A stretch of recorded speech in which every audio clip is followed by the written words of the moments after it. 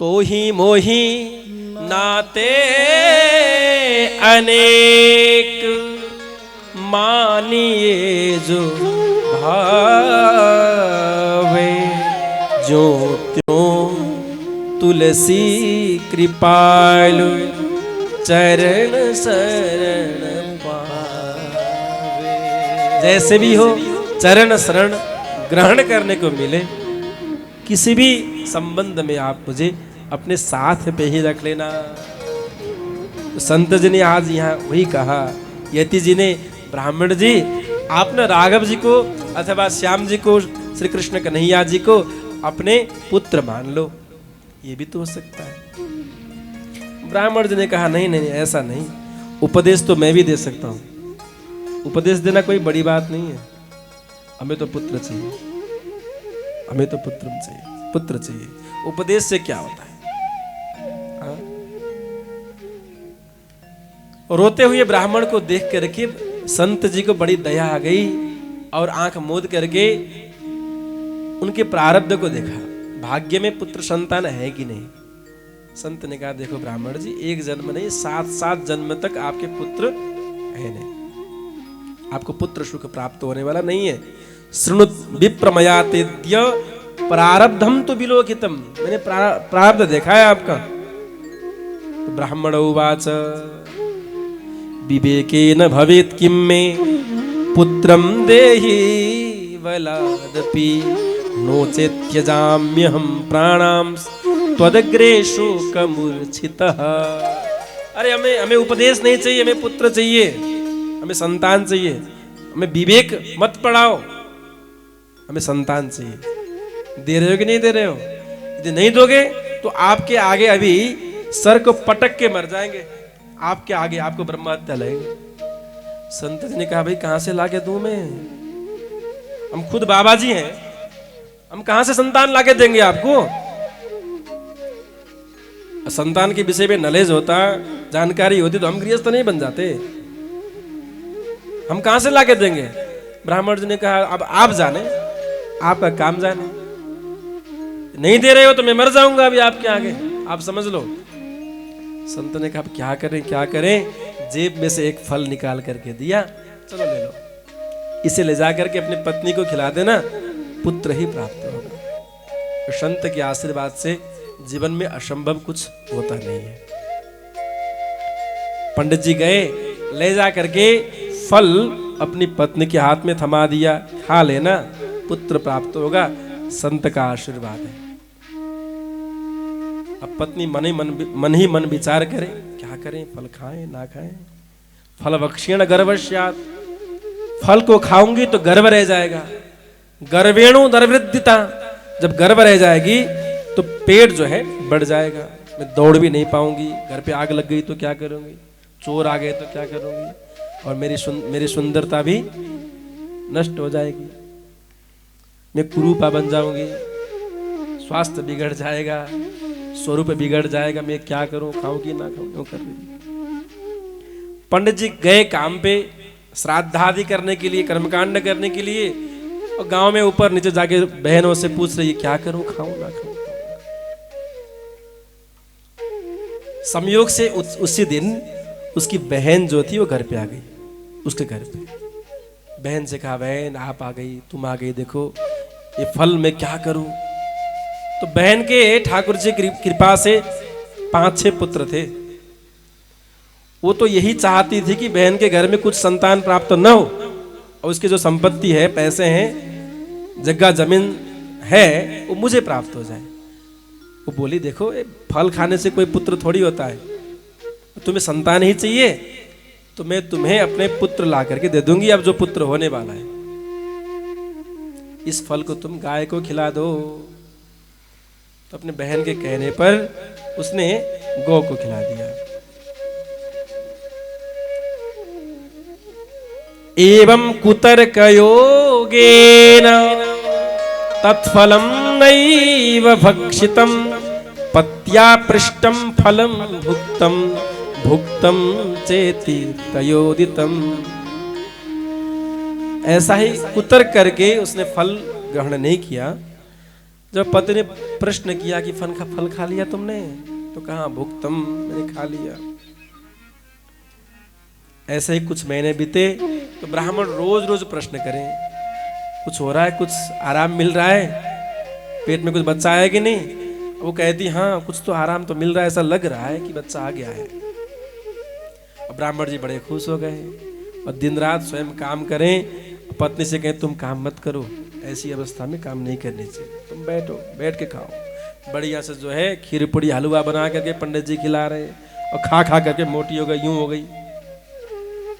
और देखने में लग रहा है कि हाँ बच्चा होने वाला है। अब पंडित जी सब काम कर रहे हैं, बढ़िया खिला रहे हैं काजू बादाम का हलवा, तो शरीर तो पुष्ट होना ही होना है। गाजर का हलवा भी बन गया होगा, अब क्या क्या बन गया आप जाने। आपको क्या आता है, क्या क्या बनाना आता है कि नहीं। अब देखो जब 6 महीने बीत गए तो 6 महीने के बाद उसकी बहन जो थी उसे घर में पुत्र प्राप्त हो गया। रातों रात ला करके धुंधुली को पुत्र दे देती है, और सुबह पुत्रोत्सव, पुत्र जन्म का उत्सव घर पे होता है। दोपहर में पंडित जी ने धीमे से प्रश्न किया अपनी पंडिताइन से, पत्नी से, कि देखो 6 महीने में कैसे पुत्र हो गया। पत्नी कहती ब्राह्मण का आशीर्वाद है। 6 महीना क्या 6 दिन में हो जाता है ब्राह्मण के आशीर्वाद से, तो ऐसा वैसा थोड़ी है। पंडित जी ने कहा हाँ वो तो होगा ही, फल के खाने से पुत्र हो सकता है, तो 6 महीने में संतान भी हो सकता है। पंडित जी बोले वाले थे। कुछ समय के बाद, उसके 3 महीने के बाद जिस गाय को फल खिलाया था वह गाय भी एक पुत्र को दे देती है। कियत काले रतौ जातौ तरुणौ तनया बुभौ गोकर्ण पंडितो ज्ञानी धुंधुकारी महाखलः। दोनों बच्चों का नामकरण हुआ। जो गाय का पुत्र था उसके कान जो थे ना गौ के समान थे, और सारे अंग जो है मानव के समान, तो उनका नाम क्या रखा गया, गोकर्ण। बोल गोकर्ण जी महाराज की।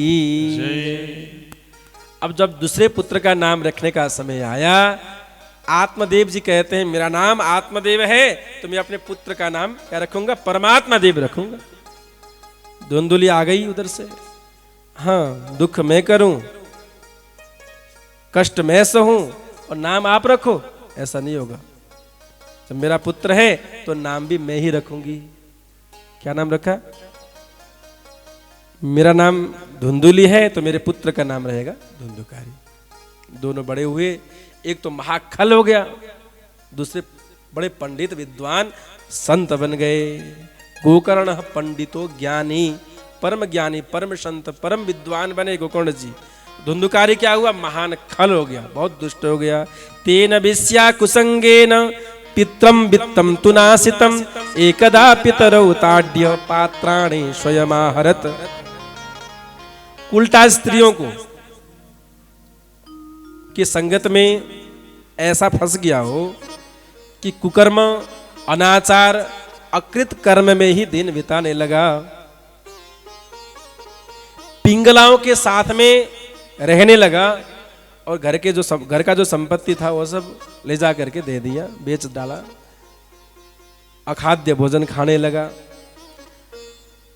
और एक दिन तो ऐसा हुआ कि अपने पिताजी को ही एक झापड़ लगा दिया, एक तमाचा लगा दिया गाल पे। घर पे जो पैसे हैं वो दे दो, जो स्वर्ण मुद्राएं हैं वो भी दे दो। सब कुछ छीन करके ले गया, और पिताजी को ही ताड़न लगा दिया, एक झापड़ लगा दिया। अब पिताजी बड़े दुखी हो गए। आत्मदेव जी एकांत में बैठ करके रोने लगे, क्या करूं क्या करूं क्या करूं, क्व गच्छामि क्व तिष्ठामि। जब अपने ही पुत्र, अपने ही संतान जब दुख देते हैं तो बहुत कष्ट होता है। क्व गच्छामि, कहाँ जाऊं मैं, क्या करूं, प्राण त्यागूं, घर छोड़ूं, कहाँ जाऊं, क्या करूं, सोच ही रहे थे। गोकर्ण जी महाराज जी आते हैं और आकर के बहुत ही सुंदर उपदेश प्रदान किया है, जिसे कहते हैं गोकर्ण गीता।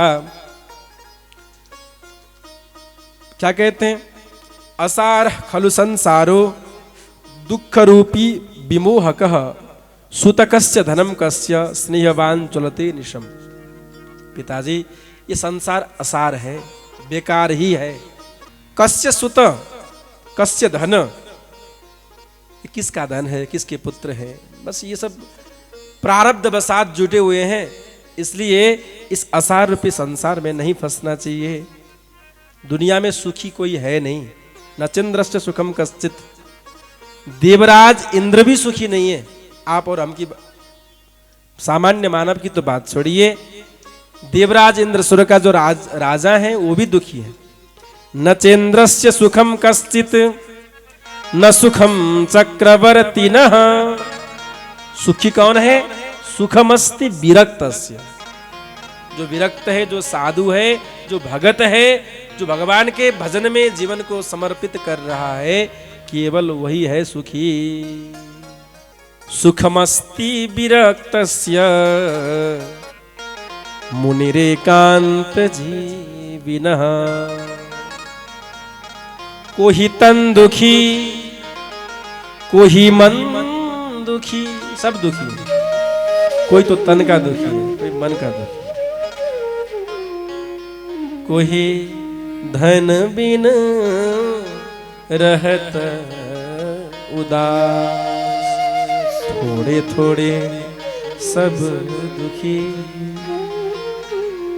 सुखी राम के दादा। सब दुखी है। हाँ, कोई है सुखी? मुझे तो दुख है नहीं, बिल्कुल मैं सुखी हूं, ऐसा कोई है तो हाथ ऊपर करे। हम भी देख लें जरा, दुनिया में कोई है क्या ऐसा बंदा, ऐसा कोई माताएं कोई है जो कह सकें कि हमें दुख बिल्कुल है नहीं, हम तो बहुत सुखी हैं? ऐसा होता ही नहीं है। कोई तन दुखी, रोग लग गया। हाँ? खाने को तो बहुत कुछ है, पैसे भी बहुत हैं, घर भी बढ़िया है, पर शरीर पे रोग लग गया। डॉक्टर साहब कहते हैं भैया बस सूखी रोटी खाओ, घर पे आनंद से पड़े रहो। बढ़िया हलवा बन रहा है, पूड़ी बन रही है, सब कुछ घर पे तैयार है, पर खाने के लिए डॉक्टर ने मना कर दिया है, तो क्या सुख मिला? किसी के पास खाने को नहीं है, किसी के पास होकर के भी, होते हुए भी नहीं खा सकता, खा नहीं सकता। और शुगर रोग लग गया सो अब मीठा आप खा नहीं सकते। बेस्ट, सबसे बढ़िया अच्छा लगता है मीठा, पर शुगर रोग ने ऐसा कर दिया कि बस खाना बंद है। न चंद्रस्य सुखम कश्चित न सुखम चक्रवर्ती न। कोई तन दुखी, कोई मन दुखी, कोई मन का बहुत दुखी मक्खी चूस रहता है तो बहुत कुछ, पर खर्चा करने के लिए हाथ कमाता रहता है। क्या करें क्या करें। और रख करके कुछ दिनों पहले, कुछ महीनों पहले देवघाट में जो अपना आश्रम है, देवघाट में आश्रम, बहुत बड़ा आश्रम बना हुआ है। आप लोग कभी देवघाट जावे तो आश्रम पे आइएगा। देवघाट में है, बुटवोल में है, पोखरा में बन रहा है। तो देवघाट आश्रम के बगल में एक वृद्ध रहते थे,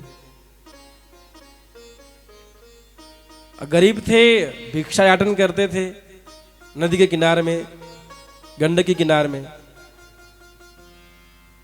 जब उनका शरीर छूट गया तो उनके बिस्तर में से 7 लाख निकले। 5-5, 10-10 रुपया मांग मांग करके 7 लाख रुपए उनके बिस्तर के नीचे। जब लोगों ने देखा तो सन रह गए, दंग रह गए।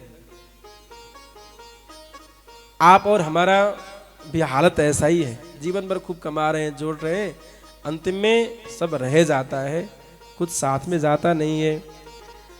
गोकर्ण जी महाराज जी ने कहा, देखिए पिताजी, दुनिया में सबको ही दुखी हैं, इसलिए अपने पुत्र के तमाचे लगने पर आप पुत्र को धन्यवाद दीजिए। क्यों? क्योंकि यति के सन्यासी के उपदेश से आपको वैराग्य प्राप्त नहीं हुआ, पर पुत्र के एक झापड़ लगाने से आपको वैराग्य प्राप्त हो गया। बताइए, जो वैराग्य साधना, जो वैराग्य सत्संग और कर्मकांड करने से प्राप्त नहीं हुआ। आप जीवन भर कर्मकांड करते रहे, संस्कृत के श्लोक वाचन करते रहे, भागवत कथा करते रहे, पर भी वैराग्य नहीं आया। संत जी ने जंगल में जाके इतना समझाया, भाई बेकार की बात छोड़ो, भगवान के भजन में लगो। तो आपको समझ में नहीं आई। जब अपने ही पुत्र ने एक झापड़ लगा दिया तो इतना वैराग्य आ गया, मैं कहाँ जाऊँ, क्या करूँ, अब भजन करूंगा, वृंदावन जाऊँ, अयोध्या जी जाऊँ, एक झापड़ में खुल गया दिमाग। बताओ। तो आप अपने पुत्र को चरण पकड़ के धन्यवाद दो कि भाई मुझे वैराग्य दिला दिया तुमने, जो चाहिए था मुझे। और जाइए अयोध्या जी में, वृंदावन जी में जाइए और जाके भजन करिए, इसमें कल्याण है।